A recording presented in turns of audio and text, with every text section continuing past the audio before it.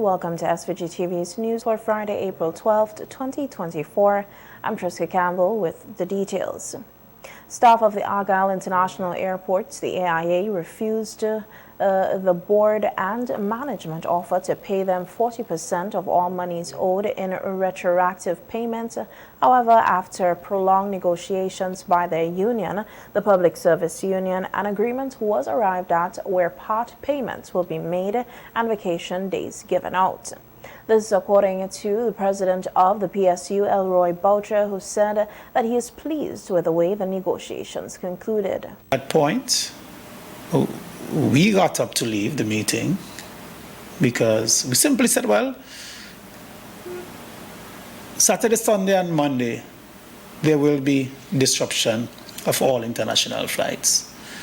And as we were leaving the meeting, someone suggested, why not pay 60% and the other 40% in vacation days? So when that suggestion was made by one of our members at the table and also by the workers because we had a live interaction going on with the workers via a WhatsApp chat at the very same time. And so that was put to them and they accepted that. So the decision is 40%, 60% of what they're owed will be paid over a 2-month period, and the other 40% will be calculated as per vacation days. So that's a payment days off in lieu of actual monies. The PSU leader said the outstanding monies owed to the staff tripled the initial amount of $40,000 as there is more than 100 staff members affected. At that time, we actually thought that the sum of money owed was like $40,000 based on the number of persons we would have seen there at the 6th anniversary of celebration for the opening of the AIA. So we had calculated about 40,000. Someone may say that, how is it that the union doesn't really know the total number of persons that are affected? And it's simply because AIA do not share information regarding their staff. No matter what you ask with, they are reluctant to do that. So we have often been in the dark regarding the operations and important information that we need to make decisions with respect to the workers. When we met with the management on the 3rd of April, they informed us that the number of persons is actually 153 workers who are being affected. And therefore, when they calculated the monies that were owed, it amounted to $228,000. The retroactive payment for staff negotiated was for 2019, 2020 to 2023. And the PSU president expressed disappointment with the comments made by Prime Minister Dr. Afghan Salves on the AIA workers' issue and planned industrial action. Boucher said leaders must be more sensitive and respectful to all workers and their rights. Increments is for 2019, and it has not been paid for 2021 and 2022 and 2023 or 2019. It was not paid for those years. It's not owed in 2021, it's owed in 2019. And to spin it as if there was COVID and therefore there was hardly any work at the airport and workers are kept. So because of that, they are supposed to give up what they're owed, and they're already given up 2017 and 2018. As leaders of the country, I would very much like leaders of the country to be more sensitive and more understanding of the different issues and challenges that workers face. Respect them for their contribution and respect the very fact that they are the most important asset that any company or any country has. It's the people and the contribution they bring to the state. That is important for any leader to really understand and respect. Minister of Education Curtis King said with over 2 decades of formulating and implementing an education revolution, today they are at a different stage in the implementation of that revolution. Addressing the 23rd Biannual Convention of the Teachers Union on Thursday, Minister King said the practical application of science, technology and innovation is needed to address some of the challenges confronting the education system and the society on whole. Now, if we are going to be successful at that, we have to address the weaknesses with regards to science in our education system. As the government, we are committed in taking and creating the infrastructure to allow our students, wherever they are, whether they are in North Leeward or in the Grenadines or in North Windward, that opportunity to pursue science. So they don't have to all come to Kingston, because Kingston is the only place you have laboratories. And in this connection, I want to say, we built a full stream laboratory science lab in Edinburgh, where the students are now having access to all the key science subjects. And already we have seen the immediate impact of that. The Emmanuel High School, Kingston, and those who teach at that school, please forgive me, because I was also deputy acting at that school, so I should not be calling it the Emmanuel High School. Yes, so the John Pomanis Eustace Memorial Secondary School, where the lab is located, and where they recently commenced that program, they won the National Science Fair that was held earlier this year. Yes. They beat all the traditional schools. So we see, just recently we went to Chomoka, where we are enhancing the lab down there. And we could go on and on, but I just speak to one. Minister King also told the gathering that efforts are being made for full incorporation of TVET as a full-fledged and accepted component of the education system, especially at the secondary level, pointing out that TVET should not be seen as a second-class citizens of the education revolution. Now, why I say this? Because we have been doing TVET for a long time. But we have come to recognize for some time now, 2010, we passed the Sector Development Scales Act, SDA, to create the infrastructure for us to have technical and vocational education and training incorporated full-time in our secondary and just secondary, post-secondary schools and institutions. Because we are talking about the holistic development of the student. And for too long, what we had is basically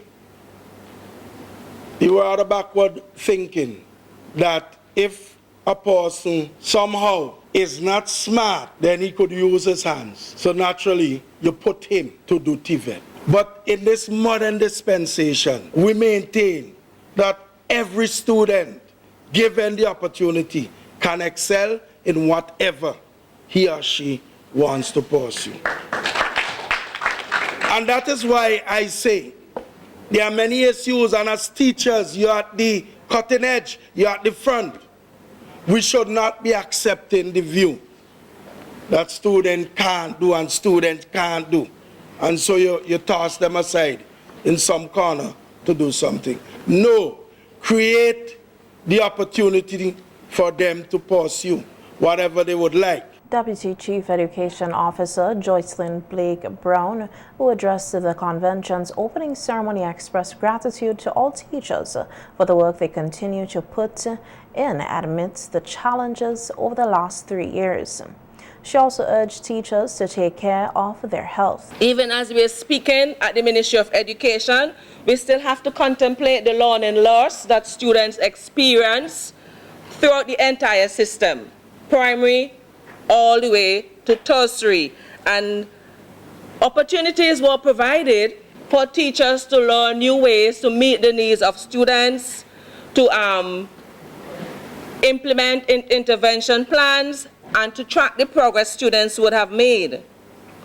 Although it is not an end in itself, it is ongoing because as teachers we recognize that some students are still struggling, and as a matter of fact we can say that we are not even sure when some of them will catch up because they had deficit even before the pandemic and the volcanic eruptions.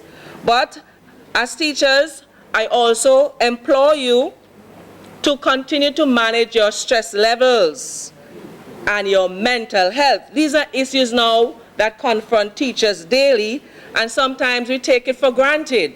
We may complain sometimes about loss of instructional time, but teachers, you have to take care of yourselves. We have seen in the last couple of weeks there were several funerals of present and past teachers. So we know that teachers are still struggling with mental health issues. Even today when I thought of this activity, Mr. President, I'm thinking that in the future when you're having a biennial convention, on the side you can have a booth set up where the teachers can do their health checks, and maybe even not present today, but maybe during your week, you can have where they can have spot treatment. You never know. We need to take better care of our teachers, and I think that is something the union can take up. As I said, the health of our teachers and all stakeholders in education is very serious and must be taken seriously. Labeling teachers as architects of the society who are integral not only to the design but also the direction and advancement of the society. Program Manager of the UWI Global Campus SVG, Ronnie Daniel, who was one of the featured speakers at the SVG Teachers Union Convention, said despite its small size and limited resource, there are some good things that the country's education system, such as universal access to the primary and secondary levels, increase in training of teachers, and more opportunities for tertiary education. He said there are, however, concerns about the quality of the output. Example, questions have to be raised time and time again about the low levels of literacy, and we heard that earlier today, literacy and numeracy, observed in our primary system, but persist at the secondary level. This is to say, some of our students are leaving both primary and secondary school unable to function optimally because of low literacy levels. Have we therefore given serious thought to what this might mean for our society and the ability of these students who become adults, who become members of the labor force, and eventually become vulnerable and thus at a great disadvantage in our society? For example, have we made the connection between low levels, as some literature tell us, between low literacy levels and crime and criminality? Is there a causal relationship between crime, for example, in our society and low literacy levels? While I appreciate and understand that multiple factors contribute to crime and criminality in our society, when we look at the socio-economic profile of perpetrators and victims of serious crime, especially gun-related crimes, in our country, the vast majority of them are young men who never made it to a secondary school, or even if they started, dropped out before or by the time they reached Form 3.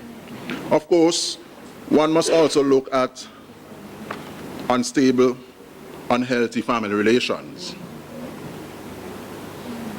The point I'm making here is this: low literacy levels contribute to low positive social engagement and activities, and we have to interrogate what that means for what's happening and the shifts that we are seeing in our society. Daniel said another gap which presents a challenge for educators at all levels is a lack of serious revision of the school curriculum. There have been modest attempts over the years to revise and update our curriculum to align it with industry needs and interests, and to satisfy regulation and matriculation requirements.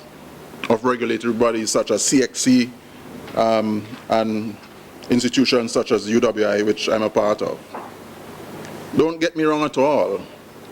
We must adjust the content of our curriculum to suit the times and changes taking place in our world and society.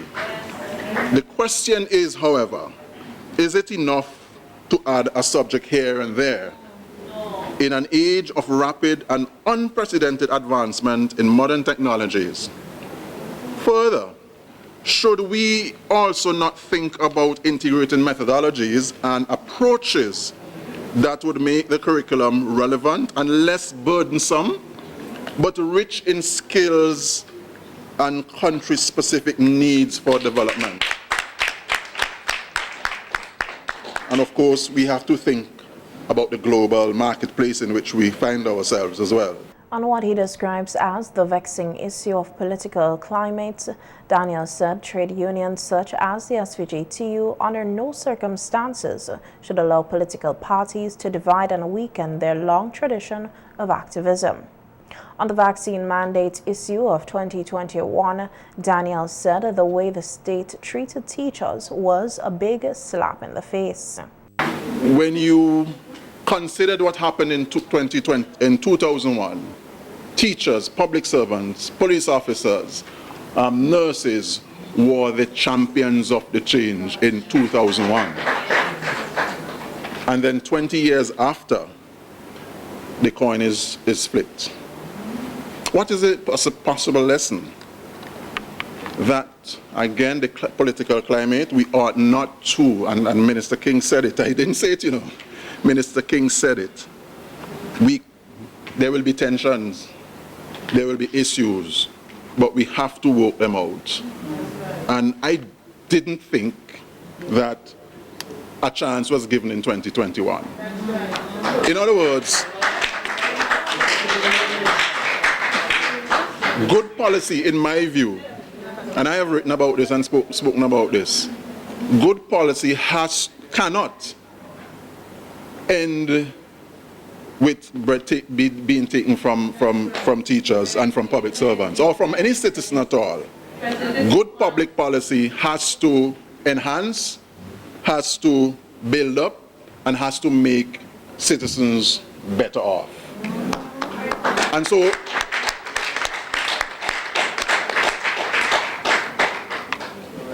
And so I was happy when the union leaders took the state to task.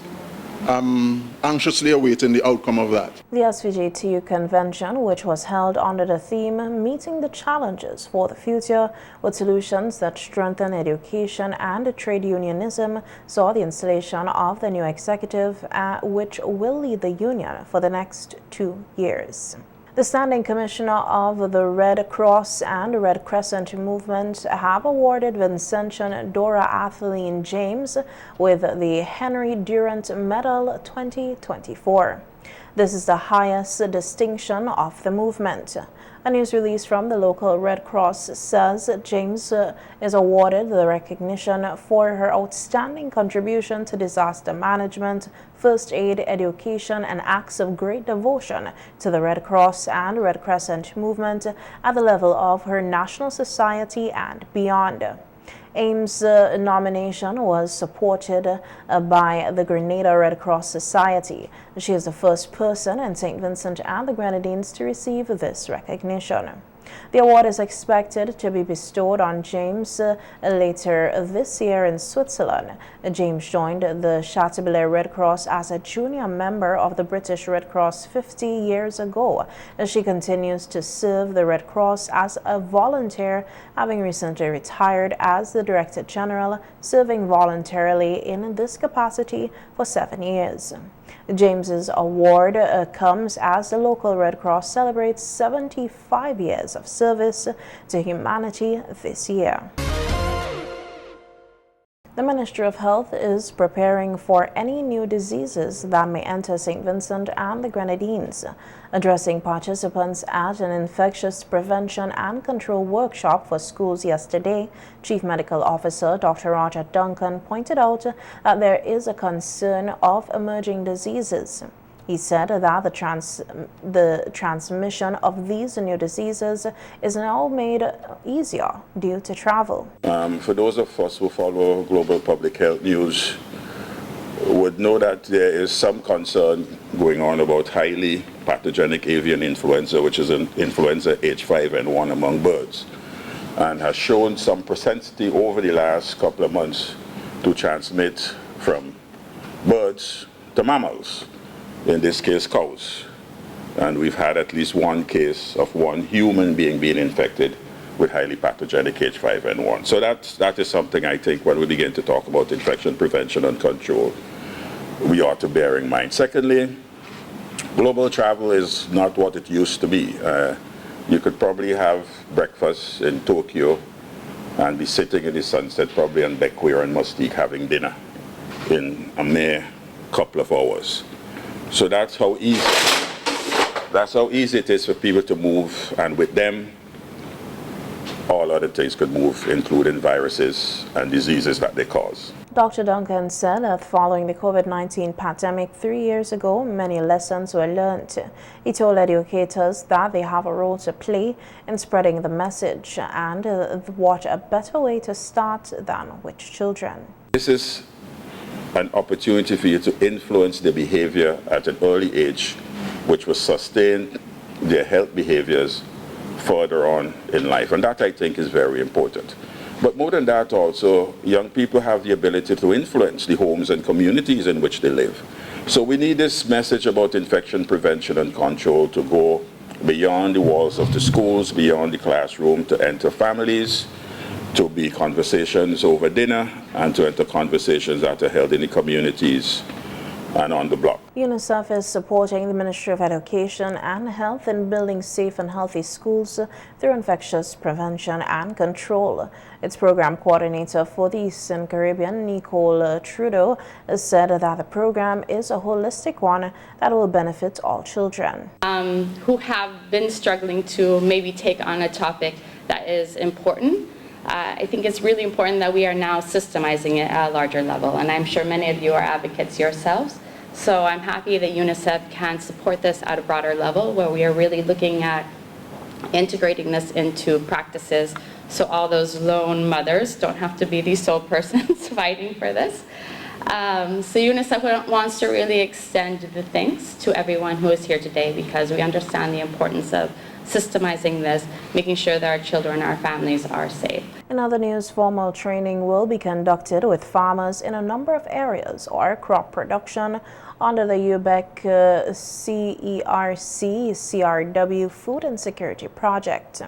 Chief Agricultural Officer Calvin King said that 2 areas which will be pushed under the Food Insecurity Project are carrots and onions, noting that in the past these crops were cultivated in SVG and they are going to give it another shot. We're going to look at how to produce, how to avoid weed and pest problems, how to increase the yields.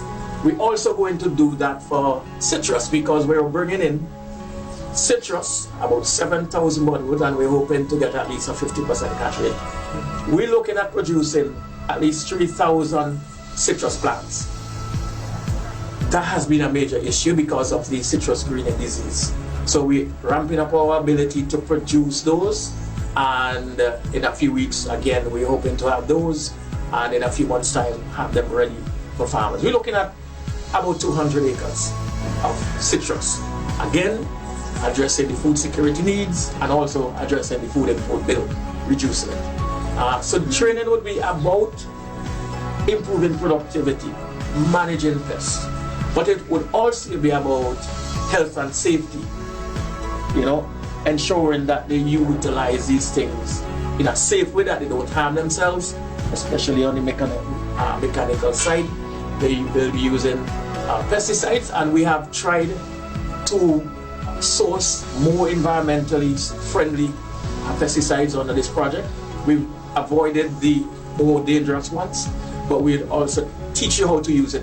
King said that the UBEC CERC Food Insecurity Project is a deliberate project and can only get better in the next several months as the deliverables become available, noting that they are seeking to improve local food production so that the nation can feed itself. I think this project is deliberate. Farmers are already acknowledging this, and it can only get better in the next few months as the items become available. Yes. So just the message here is we are addressing food security. Yes. We are doing the things that would ensure that we can have more local production of fruits and vegetables for us and the hotels. Enough fish for us and the hotels, enough meats for us and the hotels, and of course for any exports. There are other things that we would do surrounding this, but we want to ensure that we are delivering, that we are increasing food production. And as a result, our population remains healthy. Security at the port has evolved with time, and the Chief Operational Officer of the SVG Port Authority, Walwyn Nichols, said they are working along with the Customs and Excise Department to strengthen security measures at the Kingston and Camden Park ports. Nichols said among the increased security measures will be a frequent inspection of cargoes with a pallet scanner, which will reduce the time it takes for the physical inspection by a customs officer. Deputy Controller of Customs and Excise Department, Leroy James, spoke on the progress made thus far with the initiative to install a pallet scanner at the operational ports.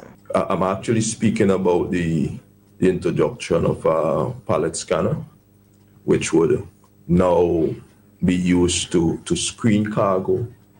And whereas before the inspection, physical inspection that would have been done by the customs, if they have to do, as we might term it, a deep search, it would take like forever.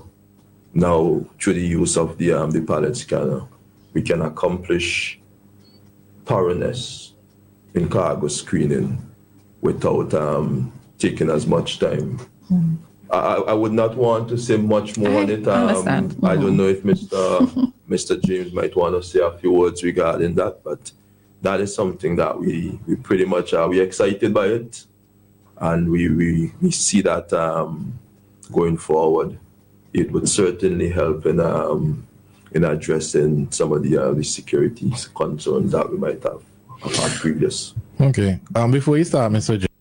Pertaining, I want to join with Mr. Nichols in talking about the scanning, the scanning machine that is presently in operation. And I must say that it has helped us a whole lot, because since we have been using it, we have got hits, and not that customs didn't discover firearm and ammunition before. We have, but this scanner will make it easier to do so. And second in charge of the police port inspection, Jillian McKenzie, is appealing to persons to desist from fishing at the wharf at the cruise ship terminal, noting that it is against the ISPS code, particularly when there is a cruise ship docked at the terminal. When there's a cruise ship in, we don't want anybody around the cruise ship dive into fishing at these times, because the ship will have a problem, and once they have a problem and they report it, these ships can pull out of the country, and there goes our tourism and there goes our economy. Because we need to have safety for the ship owners and the passengers, and in return, it will help to build our economy once ships are coming to our country. So please assist the police as you come to the port, and we'll try and assist and keep the port safe for each and every one.